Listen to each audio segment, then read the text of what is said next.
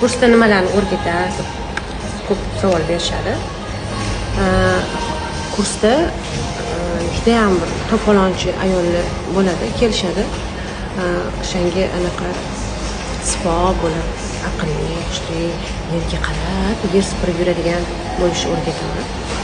Birinchi o'rinda o'shani o'rgansak, ruhiyatimiz ham yaxshilashadi. Keyin ruhiyat yaxshilashgandan keyin odam o'zidan o'zi ozishni boshlaydi, настроенияsi bo'ladi. Anaqa juda ham o'ynaydigan ayollarni такой мягкий, нежный o'ynashlarni o'rgataman. Intim gimnastikalarni o'rgataman.